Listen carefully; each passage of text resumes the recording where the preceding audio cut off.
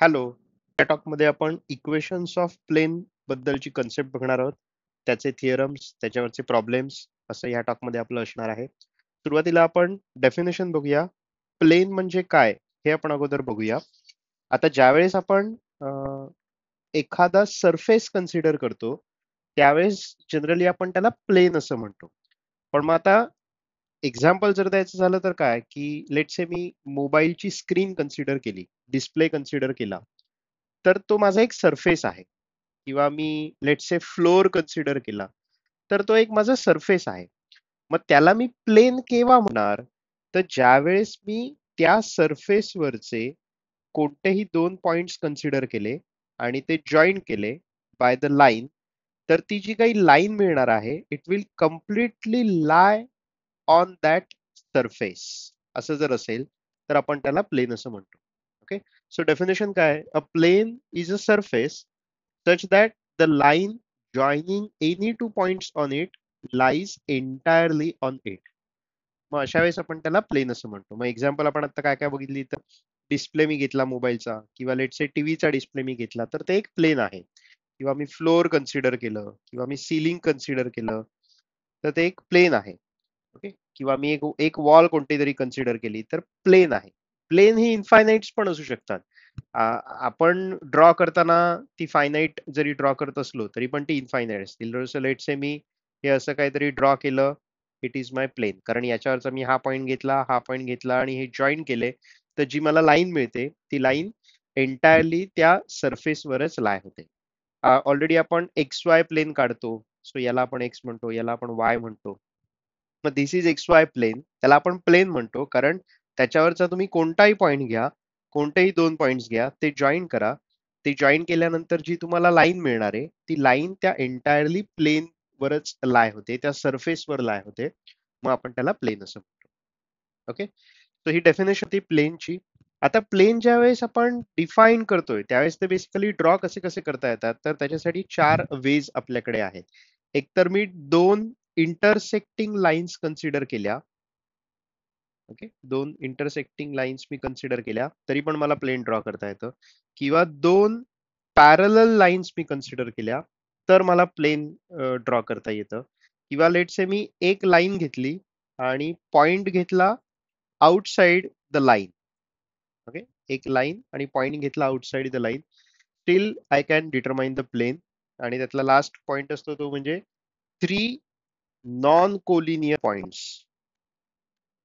Okay. तीन non collinear पॉइंट्सने सुद्धा आपल्याला प्लेन डिफाईन करता येतं. तो चार वेगवेगळ्या पद्धतीने आपण एखादं प्लेन डिफाईन करू शकतो. दोन इंटरसेक्टिंग लाईन्स किंवा दोन पॅरलल लाईन्स किंवा लाईन आणि पॉइंट आउटसाइड इट किंवा तीन नॉन कोलिनियर पॉइंट्स, याने आपल्याला प्लेन्स वेगवेगळी ड्रॉ करता येतात. ओके. सो ही डेफिनेशन होती प्लेनची. आता प्लेनच्या डेफिनेशन बरोबर आपल्याला अजून एक डेफिनेशन बघायची आहे, ती म्हणजे नॉर्मलची. ओके. सो डेफिनेशन आपण बघूया आता नॉर्मल. इथे मी एक जस्ट एक्झाम्पल म्हणून एक प्लेन ड्रॉ करतो. मी हे असं काहीतरी एक प्लेन ड्रॉ केलंय.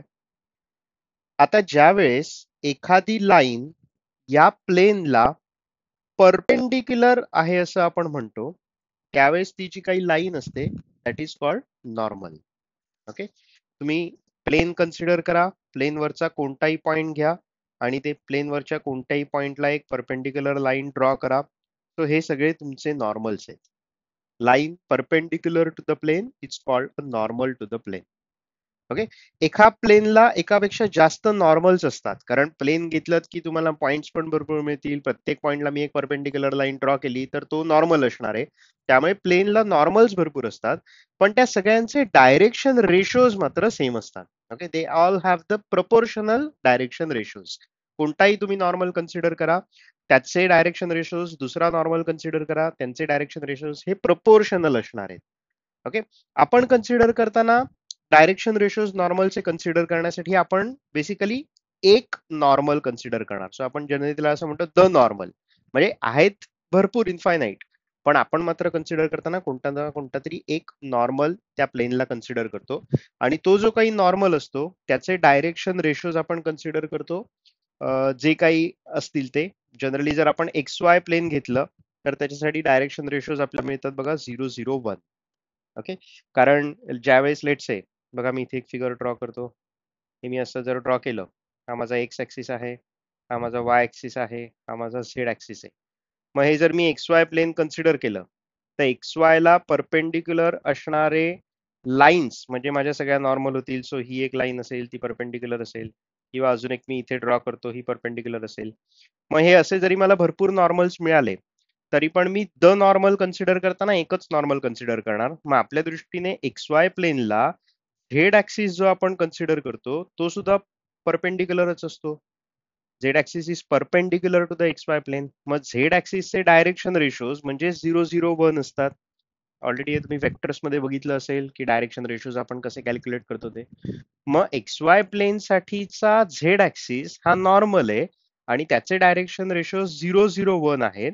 म्हणून मग आपण एक्स वाय प्लेनला कोणताही नॉर्मल कन्सिडर केला तर त्याच्यासाठीचे असणारे डायरेक्शन रेशोज हे 0, 0, 1 ला प्रपोर्शनल असणार आहेत. Okay, so we say that the direction ratios of the normal to the xy plane are 0, 0, 1. ठीक आहे. मग तसंच तुम्ही वाय झेड प्लेन साठी सुद्धा कॅल्क्युलेट करू शकाल. एक्स झेड प्लेन साठी सुद्धा नॉर्मल्स वेगवेगळे कॅल्क्युलेट कराल आणि त्यातला आपण नॉर्मल कन्सिडर कोणता करणार तर जनरली जो ऍक्सिस परपेंडिक्युलर असणार आहे तो, सो त्याचे डायरेक्शन रेशो जे काय असतील ते 0, 0, 1. तर let's say me x Y प्लेनला दुसरा कोणता तरी नॉर्मल कन्सिडर केला तर त्याच्यासाठी मला डायरेक्शन रेशोज 0, 0 मे बी 4 मिळेल किंवा 0, 0, 6 मिळेल, डिपेंड्स तुम्ही काय पॉइंट घेताय आणि कुठे परपेंडिक्युलर ड्रॉ करताय याच्यावर थोडं ते डिपेंड असणार आहे. पण ते सगळे नॉर्मल्स त्यांचे डायरेक्शन रेशोज हे 0, 0, 1 ला प्रपोर्शनल नक्की असणार. ओके, कारण आपल्याला माहिती आहे की ह्यातला मी कुठलाही नॉर्मल कन्सिडर केला तरी, आता हा झेड ऍक्सिस कन्सिडर केला, त्याच्यानंतर हा नॉर्मल कन्सिडर केला, हा नॉर्मल कन्सिडर केला, तर हे सगळ्या लाईन्स एकमेकांना पॅरलल असतात आणि पॅरलल लाईन्सचे डायरेक्शन रेशो सेम असतात. मग झेड ऍक्सिसचे डायरेक्शन रेशो 0, 0, 1 आहे. मग त्याला पॅरलल असणाऱ्या लाईनचे डायरेक्शन रेशो सुद्धा मला त्याच प्रोपोर्शनेट मध्ये मिळणार आहे. ओके, आय होप या दोन्ही डेफिनेशन्स क्लिअर झाले असतील. प्लेन म्हणजे काय आणि प्लेनला असणारा नॉर्मल म्हणजे काय ते आणि त्याचे डायरेक्शन रेशोज. आता आपण वेगवेगळे थिअरम्स बघू. त्यातला फर्स्ट थिअरम अगदी आपण बघूया. तो बघा स्टेटमेंट काय आहे.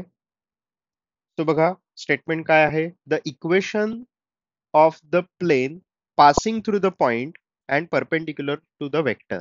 ओके, सो हे थिअरम झाल्यानंतर आपल्याला काय मिळणार आहे तर equation of a plane passing through a point and perpendicular to some vector. मग इथे देताना आपण काय कन्सिडर करतोय तर पासिंग थ्रू पॉइंट ए म्हटलंय, ए बार, आणि perpendicular to vector N bar असं म्हणतोय आणि त्याचं इक्वेशन, त्या प्लेनचं इक्वेशन आपल्याला हे असं प्रूव्ह करायचंय.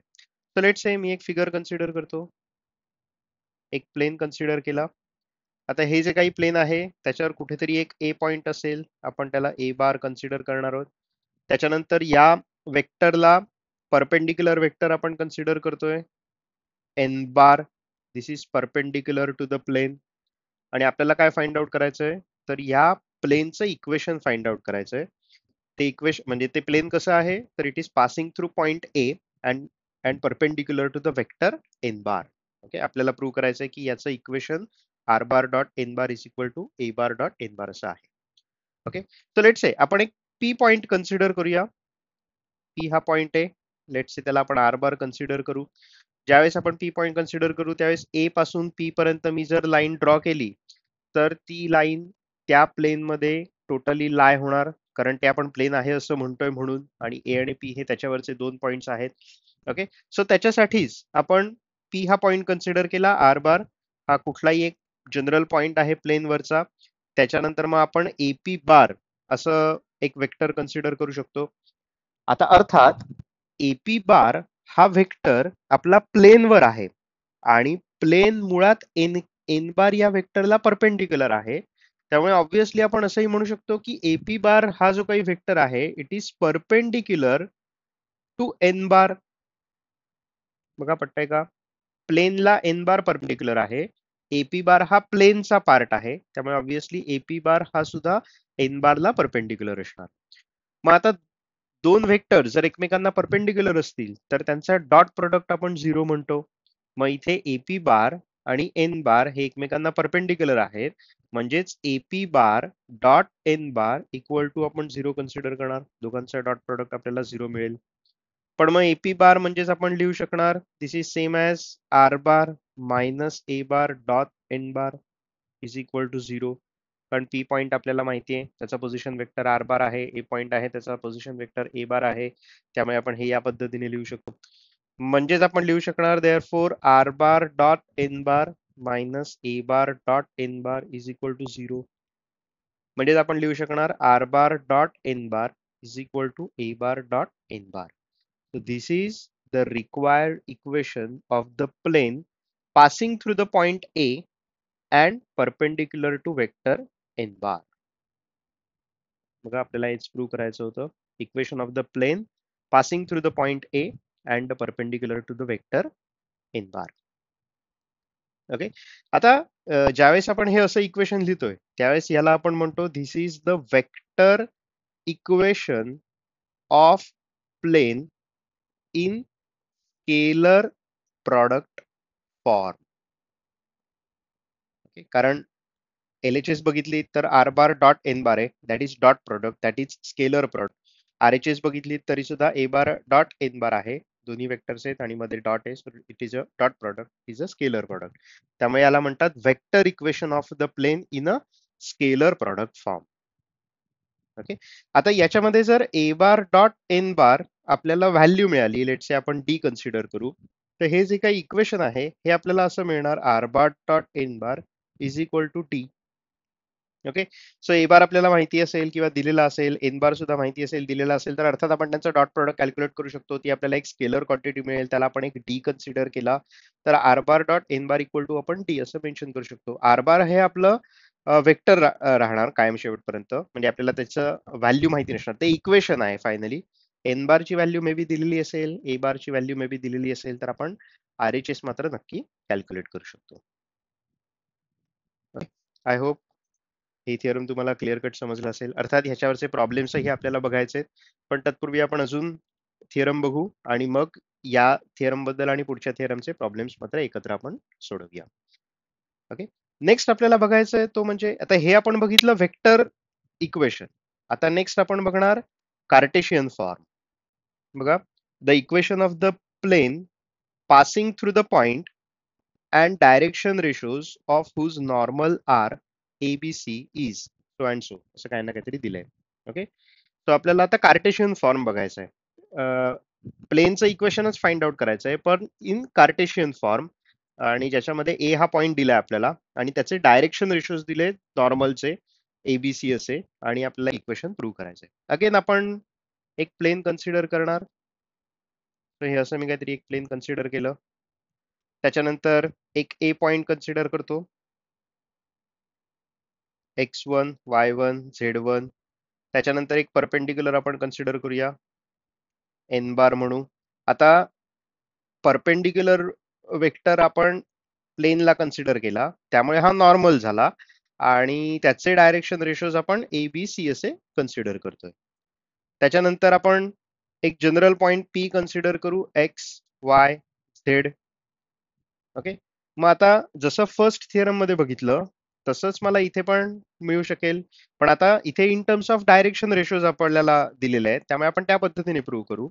मग लेट से माझ्याकडे जर ए पॉइंट असेल आणि त्याचे x1 y1 z1 हे जर कोऑर्डिनेट्स असतील तर त्याला आपण करस्पॉन्डिंग डायरेक्शन रेशोज म्हणतो x1 y1 आणि z1. मग तसाच पी पॉइंट माझ्याकडे आहे XYZ, तर त्याला करस्पॉन्डिंग डायरेक्शन रेशोज आपण XYZ असं म्हणतो. ओके, पण मग एखादा वेक्टर मी जर एपी बार कन्सिडर केला तर मला त्याचे डायरेक्शन रेशोज म्हणजेच बेसिकली काय मिळतं तर x minus x1 y minus y1 आणि z मायनस z1 हे मला त्याचे डायरेक्शन रेशोज मिळणार. ओके, ए पॉइंट होता, पी पॉइंट मी कन्सिडर केला, त्यानंतर एपी कन्सिडर केलं, तर एपी हा बेसिकली वेक्टर असणार आणि त्या वेक्टरचे डायरेक्शन रेशोज म्हणजेच कंपोनंट्स असणार आहेत.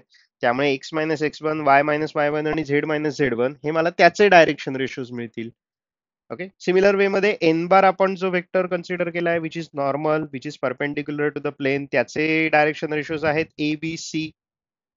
ओके, आता एन बार वेक्टर हा प्लेनला परपेंडिक्युलर आहे, म्हणजेच तो AP ला सुद्धा परपेंडिक्युलर असणार. ओके, म्हणजेच मग AP बार आणि N बार हे एकमेकांना परपेंडिक्युलर आहेत, त्यामुळे त्यांचा डॉट प्रोडक्ट जो आहे तो आपल्याला 0 मिळणार. ओके, पण मग in terms of direction ratios आपण हे काय मेन्शन करणार, तर AP बार म्हणजेच x minus x1 dot A plus y minus y1 dot B plus z minus z1 dot C equal to 0. That is A into x minus x1 plus B into y minus y1 plus C into z minus z1 equal to 0. So this is the required equation of the plane passing through the point and having direction ratios as ABC. And this is the Cartesian form of the equation of the plane. Okay, आता ज्यावेळेस मी हे solve करेन त्यावेळेस मला मिळेल ax minus ax1 plus by minus by1 plus cz minus cz1 equal to 0. म्हणजेच मी लिहीन ax plus by plus cz plus let say d equal to 0, where d ची व्हॅल्यू म्हणजे आपल्याला काय मिळणार, तर minus ax1 minus by1 minus cz1. Okay, so हे कॅल्क्युलेशन पार्ट आहे आणि या पद्धतीने मध्ये आपण ते इक्वेशन एक्सप्रेस करू शकतो. ओके, हे जे आहे ते ऍक्च्युअल आपल्याला जे प्रूव्ह करायचं होतं तो पार्ट आहे आणि हे मात्र आपल्याला अजून एक त्याच्यावरनं रिमार्क म्हणून लिहिता येईल की या पद्धतीने सुद्धा आपल्याला इक्वेशन मेन्शन करता येईल. ओके, सो हे सेकंड थिअरम होतं equation of the plane in terms of आपण कार्टेशियन फॉर्म बघितलं. आता ज्यावेळेस आपण म्हणजे क्वेश्चन मध्ये विचारलेलं असेल की वेक्टर फॉर्म लिहा, त्यावेळेस आपण फर्स्ट थिअरम अप्लाय करू. ज्यावेळेस तुम्हाला सेकंड फॉर्म एक्सप्रेस म्हणजे कार्टेशियन फॉर्म एक्सप्रेस करा असं सांगितलेलं असेल, त्यावेळेस मात्र आपण सेकंड जो काही त्यातला फॉर्म आहे त्या फॉर्म मध्ये एक्सप्रेस करणार. ओके, सो आता ह्याचे एक दोन आपण प्रॉब्लेम्स याच्यामध्ये बघूया की क्वेश्चन कसे असतात आणि कशा पद्धतीने सॉल्व्ह करायचं ते. ओके, सो आपण आता प्रॉब्लेम्स बघू वेगवेगळे. फर्स्ट प्रॉब्लेम बघा काय दिलाय, तर find the vector equation of the plane passing through the point having position vectors as I cap, j cap, k cap and perpendicular to the vector 4i cap plus 5j cap plus 6k cap. तर आपल्याला vector equation find out करायचं आहे प्लेनचं. दोन गोष्टी दिल्यात, एक तर point दिलाय ज्याच्यामधनं ते प्लेन पास होतंय आणि वेक्टर सुद्धा दिलाय ज्याला ते परपेंडिक्युलर आहे. सो लेट से आपण ए पॉइंट कन्सिडर करू, that is a bar as I cap plus j cap plus k cap. त्याच्यानंतर आपण वेक्टर कन्सिडर करूया n bar which is म्हणजे ज्याला आपलं प्लेन परपेंडिक्युलर आहे which is equal to 4i cap plus 5j cap plus 6k cap. आपल्याला find out काय करायचंय, तर वेक्टर इक्वेशन फाइंड आउट करायचंय प्लेनचं. So by formula vector equation आपलं काय, तर R bar equal sorry R bar dot N bar equal to A bar dot N bar. मग यापैकी आपल्याकडे एन बार आहे, ए बार आहे, आर बार ते राहणारच शेवटपर्यंत. सो आपल्याला LHS मध्ये काहीच नकोय करायला, RHS फक्त कॅल्क्युलेट करावी लागेल, म्हणजेच ए बार डॉट एन बार कॅल्क्युलेट करावं लागेल. So A bar dot N bar आपण कॅल्क्युलेट करणार, dot product of two vectors i cap plus जे कॅप प्लस के cap dot 4i cap plus 5j cap plus 6k cap. Okay, so हे आपल्याला मिळेल 1 into 4 plus 1 into 5 plus 1 into 6 which is equal to 4 plus 5 plus 6 आणि 5 11 आणि 4 15. Okay, so finally the vector equation of the plane is r bar dot n bar is equal to a bar dot n bar which is equal to 15. Okay, पण लिहिताना आपण लिहिणार r bar dot 4i cap plus 5j cap plus 6k cap is equal to 15. Okay, so this is the required equation, vector equation of a plane passing through the point having position vector as I cap plus j cap plus k cap आणि perpendicular to the vector I cap plus 5j cap plus 6k cap. Okay, so पहिलं जे आपण theorem बघितलं त्याच्याशी related हा एक problem होता. अजून आपण प्रॉब्लेम्स बघूया. बघा सेकंड काय दिलाय, find the Cartesian equation of the plane passing through the point and the direction ratios whose normal are 0 to 5. Okay, so आता कार्टेशियन इक्वेशन विचारलंय. मग कार्टेशियन इक्वेशन साठी आपण एक रिझल्ट बघितला होता बघा, की a into bracket x minus x1 plus b into bracket y minus y1 plus c into bracket z minus z1 is equal to 0, where a b c हे आपले डायरेक्शन रेशोज होते आणि x1 y1 z1 हा actually point होता ज्याच्यामधनं आपलं plain pass होतं. Okay, आणि याचं हे कार्टेशियन इक्वेशन आहे. मग इथे ऑब्झर्व केलं तर एकदम सोपं आहे, कारण डायरेक्शन रेशोज आपल्याला दिलेत हुज नॉर्मल आर 0 to 5, म्हणजेच आपल्याला a ची व्हॅल्यू 0 मिळाली, b ची व्हॅल्यू 2 मिळाली आणि c ची व्हॅल्यू 5 मिळाली. त्याच्यानंतर पॉइंट सुद्धा दिलेला आहे, म्हणजेच आपला x1 झाला -1, y1 झाला 2 आणि z1 झाला 3. तर आपण काय करणार, just substitution. Okay, 0 into x minus -1 plus 2 into y minus 2 plus 5 into z minus 3 equal to 0. Okay, so आपण आता हे जस्ट सॉल्व करू. So 0 plus 2y minus 4 plus 5z minus 15 equal to 0. म्हणजेच आपल्याला मिळेल बघा 2y plus 5z equal to 19. This is the Cartesian form of the plane passing through the point A and the direction ratios whose normal are 0 to 5. So एकदम simple आहे. Second problem जो आहे तो आपला सेकंड थिअरमशी रिलेटेड होता, ज्याच्यामध्ये आपल्याला Cartesian form, Cartesian equation find out करायचं होतं. ओके, सो आपण अजून एक प्रॉब्लेम बघू आणि मात्र ह्या टॉकमध्ये आपण थांबूया. बघा नेक्स्ट क्वेश्चन.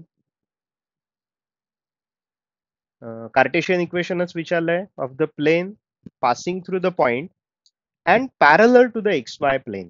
ओके, म्हणजे आता कसं आहे की पासिंग थ्रू पॉइंट दिलेलं आहे, पण डायरेक्शन रेशोज डायरेक्टली दिलेले नाहीयेत. ओके, मग जर आपण फॉर्म्युला बघितला तर आपला a into X minus x1 plus b into Y minus y1 plus c into Z minus z1 equal to 0 हाच कार्टेशियन इक्वेशनचा फॉर्म झाला. त्यापैकी x1 y1 आणि z1 आपल्याकडे आहेत, कारण आपल्याला पॉइंट दिलाय a 7 8 आणि 6. म्हणजे x1 ची व्हॅल्यू 7 आहे, y1 ची व्हॅल्यू 8 आहे आणि z1 ची व्हॅल्यू 6 आहे. त्यामुळे हा डेटा आपल्याकडे आहे. पण आपल्याला a b आणि c च्या व्हॅल्यूज माहित नाहीयेत, कारण एबीसी आपले काय असतात, तर ते डायरेक्शन रेशोज असतात. कोणाचे, तर त्या प्लेनला परपेंडिक्युलर असणाऱ्या लाईनचे, म्हणजे बेसिकली नॉर्मलचे. पण मग आता इथे दिलेलं काय आहे, की जे काही आपलं प्लेन आहे ना, ते plane parallel to X Y plane आहे. ओके, मग जर हे plane parallel to X Y plane असेल तर त्याचा अर्थ आहे ते परपेंडिक्युलर टू झेड ऍक्सिस असणार. Okay, parallel to X Y plane, X Y हे perpendicular to the Z axis असतं. मग एक्स वाय प्लेनला पॅरलल असणारं कोणतंही प्लेन मी कन्सिडर केलं तर ते झेड ऍक्सिसला परपेंडिक्युलर असणार आहे. मग जर ते झेड ऍक्सिसला परपेंडिक्युलर असेल तर झेड ऍक्सिस हा त्या प्लेन साठी नॉर्मल म्हणून ऍक्ट होणार. Z axis will be the normal to that plane. Okay, मग आता मला डायरेक्शन रेशोज हवे होते, त्याच्यासाठी मुळात मला आधी नॉर्मल फाइंड आउट करावा लागतो. त्यापैकी मला नॉर्मल तर मिळाला, कारण झेड ऍक्सिस हा त्या प्लेनला नॉर्मल असणार आहे. मग जर मला झेड ऍक्सिसचे डायरेक्शन रेशोज मिळाले तर माझं काम झालं. पण आता ऑलरेडी आपल्याला माहिती आहे की जर झेड ऍक्सिस आपण कन्सिडर केला तर त्याचे डायरेक्शन रेशोज म्हणजे 0 0 1 असे असतात. ओके, म्हणजेच काय, a ची व्हॅल्यू 0 मिळाली, b ची व्हॅल्यू 0 मिळाली, c ची व्हॅल्यू 1 मिळाली.